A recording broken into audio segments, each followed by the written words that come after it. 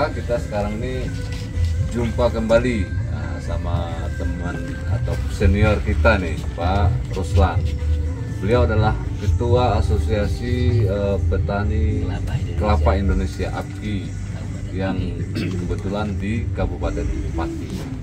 Jadi Pati ini merupakan daerah sentral kelapa kopior, Pak ya. Kelapa genjah kopior yang sudah dilepas oleh Kementerian Pertanian. Nah, nanti Pak Ruslan ini akan memberikan ilmu kepada kita seperti apa kopior genjah di Pati. Jadi Pak Ruslan, saya tanya bersama, ini udah dilepas belum nih varietasnya nih? Oke Pak. Selamat siang Bapak-bapak. Ya. Terima kasih Bapak dari Sumsel, Palembang ya Pak. Palembang ya. Bisa hadir tempat kami bersyukur karena ini merupakan juga berkah bagi kami. Karena banyak teman banyak rezeki Pak. Iya benar-benar demikian ya. Iya, berkaitan dengan kelapa kopior, memang kelapa kopior Pati itu sudah dilepas sejak tahun 2010 Pak. 2010? Iya. Oh iya. Jadi 2003 itu sudah mulai rame Pak. 2003 ya. Kemudian 2007 itu sudah menjadi unggul lokal. Di sini di Lepas Menteri, unggul lokal. Kemudian 2010 itu sudah menjadi di Lepas Menteri. Jadi kami menjadi unggul nasional begitu. Ya, sejak itu memang jenisnya 3 ya? Ada di sini ada 3 varietas, hijau, coklat, dan kuning. 3 itu ya? Iya. Jadi kenapa kelapa genjah?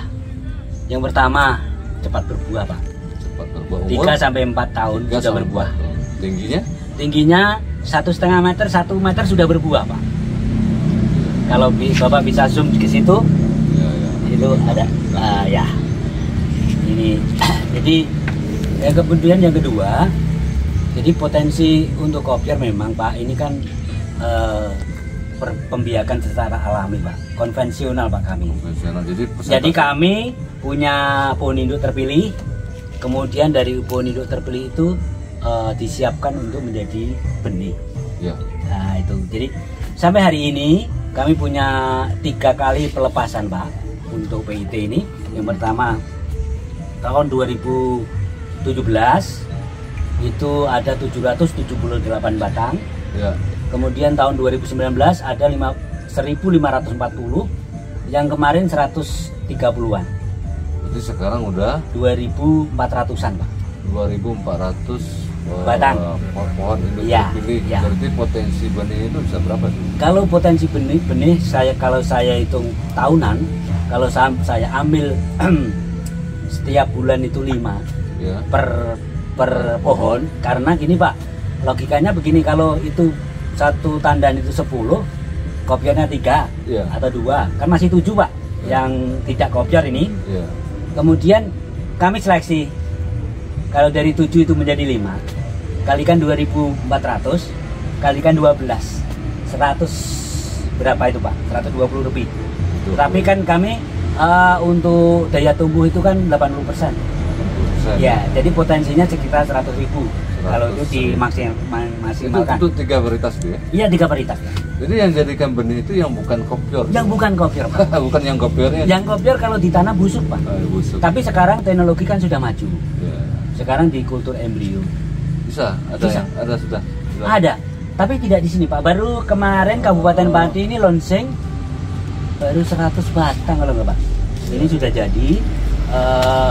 Memang kita berguru dengan Universitas Muhammadiyah, Pak Profesor Sisunandar itu.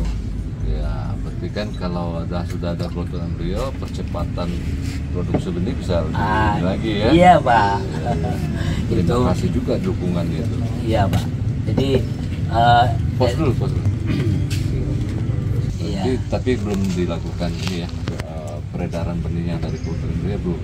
Kalau di sini belum Pak, di kabupaten ini, tapi yang di luar kebetulan kami kerjasama dengan UMB, Universitas Muhammadiyah Purwokerto itu ya sudah Pak, benihnya bersertifikat berlabel itu untuk. Sekarang kalau genjah kopior Pati ini ya sudah kemana saja nih dikembangkan? Seluruh Indonesia. Bahkan tahun kemarin walaupun baru 300 butir Pak, kami sudah ada permintaan dari Papua.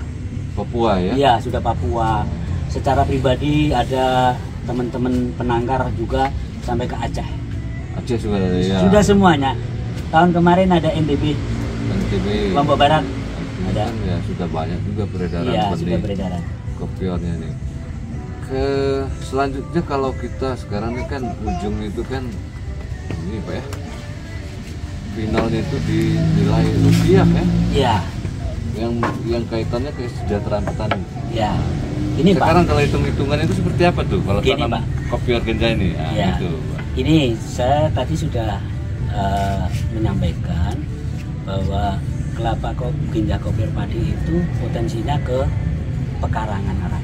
Ya, pekarangan. Pekarangan. Optimalisasi pemanfaatan lahan. Lahan. Jadi kalau kita hitung 25% lah Pak. Berarti satu tandan itu ada 2 lah. Ada 3. Tandan, Ada 2 atau 3 ya. Ah. Karena dia rata-rata 10 gitu ya. Kalau satu tahun kan sudah 24 lah ya. 30 24 ya itu. Kalau katakanlah minimal harganya di pasaran itu 25. Itu yang rendahnya 25 ya. Iya. 25, 20 sampai 45. Sampai 45 ribu. Bahkan kalau hari raya menjelang lebaran gini sampai 50 ribu lebih itu per butir. Kita ambil yang rendah aja. Iya, 25.000 kali 2 udah 50.000. Iya, 50 ribu kali 12. Kali 12 tandan, ya kan? Ya, Lima tapi kali bahkan kelapa Genja itu bisa lebih dari 12 tandan. Karena seperti saya sampaikan bahwa bunga pertama mancung itu pecah. Ke mancung kedua itu sekitar 20 sampai 25 hari. Berarti cepat ya? Cepat. Kalau kelapa dalam kan 30 lebih Pak, 30 hari lebih, 1 bulan lebih. Tapi kalau kelapa Genja ini 20 sampai itu. Kalau hitung-hitungannya kan kita ambil 12 saja Pak. Iya, 12. Berarti kan kalau 2 per tandan 600 Pak. 600 ribu per batang per tahun per ya. tahun. Itu dari kopioran saja. Ya, dari kopior saja. Yang kemudian yang ini Ya. kan untuk kelapa sayur Pak. Ya kalau yang nggak kopior nih kelapa sayur ya? Iya, kelapa sayur, maksudnya itu santan ya? Iya, untuk santan itu. Oh ya. Untuk masak. Jadi di tua dulu ya, tua di santan Iya. ya. Gini Pak, perlu dimengerti bahwa kelapa kopior itu bukan kelapa muda, bukan. Jadi kelapa kopior itu dipanen sekitar 10 bulan umurnya. Yang 9-10. untuk sayur tadi? Bukan, Yang kopior ini. kopior ini. Oh. Kopior ini. Karena kalau tidak seperti itu tidak penuh Pak di dalamnya. Oh ya. Itu. Jadi Seperti 10 itu. bulan ya. Iya, 10 bulan Pak. Jadi yang tidak kopior itu potensinya menjadi kelapa sayur atau dibuat santan. Iya. Atau yang kedua kalau dia PIT dia jadi benih. Iya. Gitu. Tapi kalau nggak PIT barangkali di sana dikembangkan home industry bisa jadi PCO kan Pak. Oh, PCO. segala macam. Ada yang sekarang dikembangkan untuk diambil nira. Oh, nira ya. Kalau yang sudah jalan kan kelapa tinggi-tinggi, kelapa Iya, dalam itu. Iya, iya. Kalau ini kan Yang rawan kecelakaan Pak. di sini udah ada yang kembangkan nira. Google belum. Kita potensinya ke kelapa sayur dan kelapa kopior. Kalau ke nira ini Pak, Ya. kita nggak kehilangan potensi kopior. Ya Kalau jelas. nira kita pakai. Iya jelas maksudnya kan Hilang. gini Pak, terus terang aja.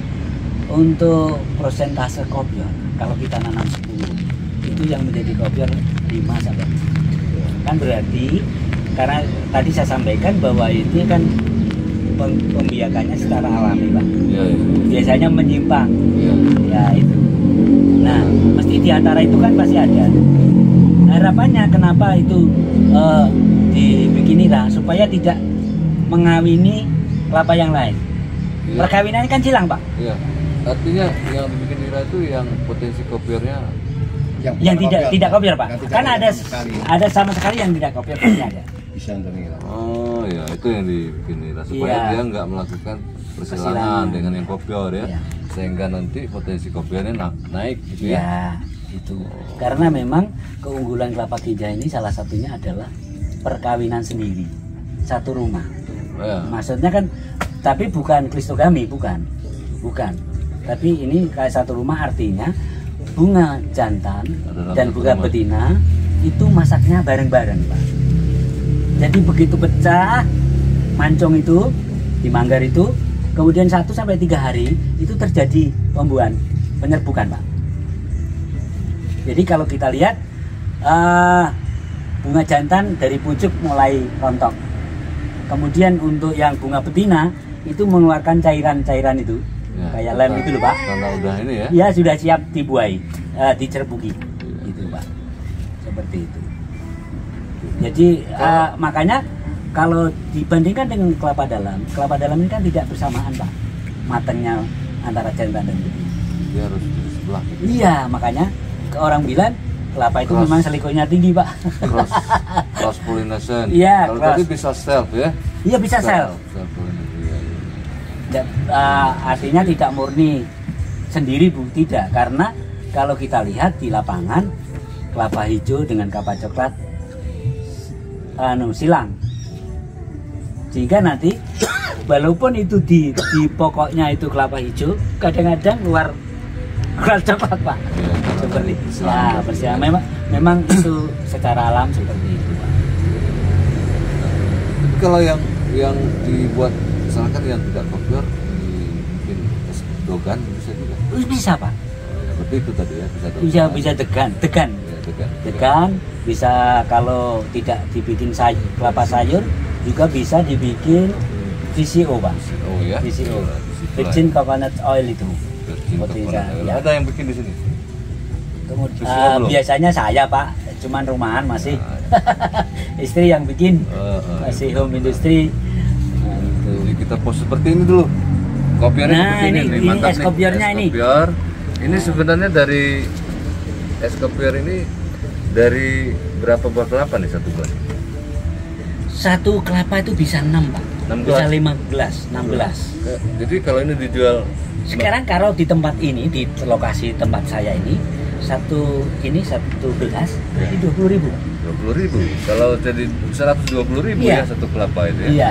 Tapi kalau dijual utuh paling sekitar 30 ya. 40. Seperti itu yang nilai ekonomisnya nih kelapa kopior nih, kita coba nih dulu ya. Ya, setelah itu kita Ya, post monggo, dulu. Pak, silakan. Mantap.